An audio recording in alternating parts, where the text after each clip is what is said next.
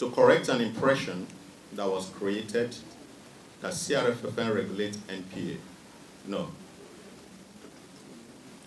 CRFFN is a sister agency as NPA under the Federal Ministry of Marine and Blue Economy.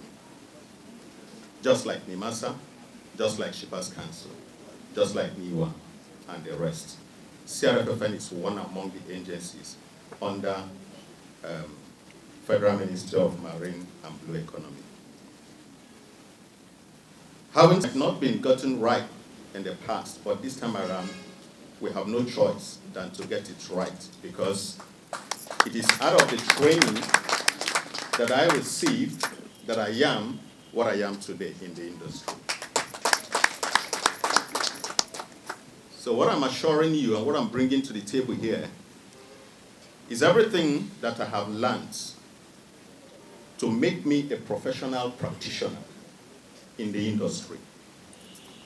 On the flip side, the industry where we practice is a knowledge-based industry. It is regulated globally. It ought to follow global conventions, global standards in operation, in service, and in convention. There are laid down principles, but unfortunately, these principles has not been exposed to us in the industry. It's not that it is not there.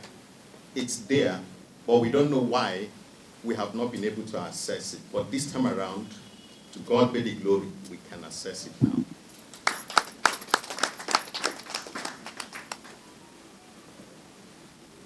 That was why I personally made it as a point of priority that training will no longer hold, not that it will no longer hold, but it will not only be held in places like UNILAG, where many cannot go and afford it, like the accredited institutions that are far, far away from our point of operation. Under my regime, we will bring the training to the port terminal.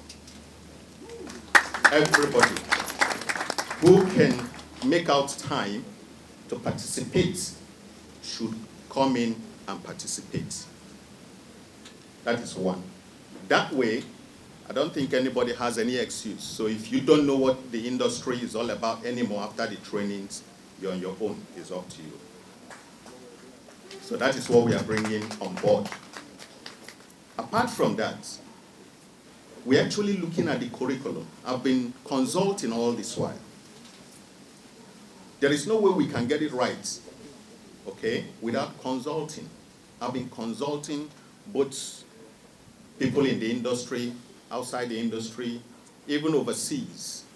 How can we strengthen and make our curriculum better so that they are usable and can be localized? Because even what has been dished out before actually seems to be borrowed curriculum.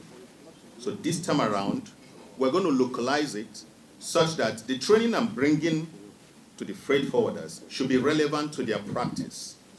I wouldn't be bringing training to the terminals and to the freight forwarders, and I'll be talking about, for example, principles of economics or principles of engineering or workshop practice. You have no business with that.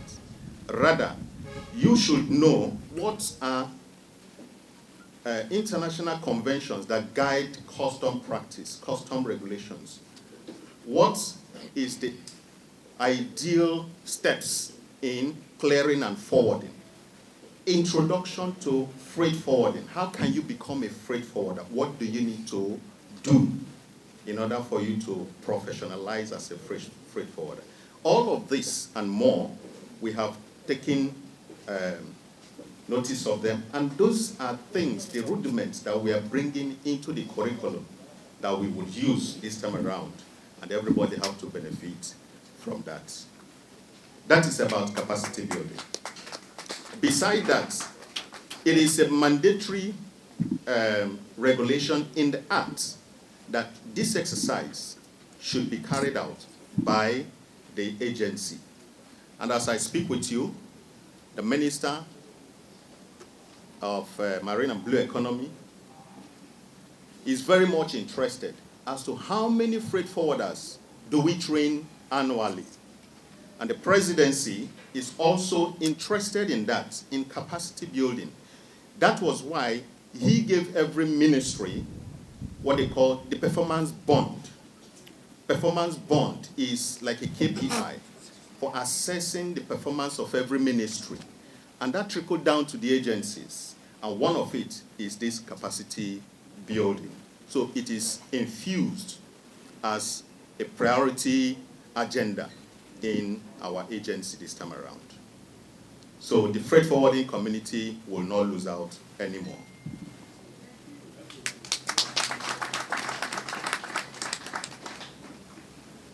On POF, indeed, I acknowledge the challenges. As a matter of fact, sometimes trying to solve the problem make me shed tears.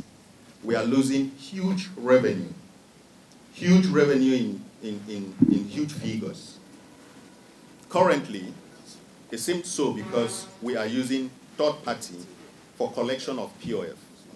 And that is why most of you, when you genuinely want to make your payment, there are a whole lot of issues, from network failure to unavailability of the platform, to even double debit or multiple debits without reversal. And then you go here and there trying to solve the problem. I've taken that seriously, and I've taken it up already. If CRFFN sponsors qualified practitioners who meet the criteria for overseas studies, it will even reduce my job locally on education and training, because by the time you come back, you'll be a resource person for me or for the agency and for the industry. So we have taken note of this, and we are working on that already. Then, speaking to the arbitrary charges of the shipping lines, the terminal operator, and all of that, I believe in one thing. There is no way we can mumble everything together. You will agree with me. The circumstances surrounding the existence of CRFFN, even till today, has not ended. So, partly we are trading with caution. There is going to be a time, by the time we implement that one-stop center for logistics services under CRFFN, I don't think you will have any issue with any shipping terminal or any, shipping line or any terminal operator arbitrarily mumping charges. Because by that time, CRFFN would have been the one dealing with them instead of you. Because every of your service would have started at our doorstep. So we will be interfacing on your behalf, not you going to them and they'll be playing you like this. Because we can speak the language that they understand, and they can speak the language that we will question, not just understand. Some of the language they speak, you might not be able to question them. So we need to correct that, and that is what we are doing at the moment. So please be patient. It requires time. It's not going to be immediate. It's not only on shipping charges. There are so many others that I will not be able to divulge here. Other things, whether the issue with stealing at the port terminal, I believe this has to do with port security, strictly port security and safety system, which of course, even the Shippers Council and NIMASA, I believe, have mandates under this, and even the NPA. So we will take it up. This is well noted today. Even if we don't have direct intervention, we can have an indirect intervention when we have the cases, the particular cases. But one thing I always have as an issue is we know our problem, but how we present our problem is always the issue. It's another problem on its own. You presenting the problem by yourself. Tell it to us. We understand it. We will not present it on your behalf and argue it, as long as they are genuine and lawful. This is what we want to do for the freight forwarding community.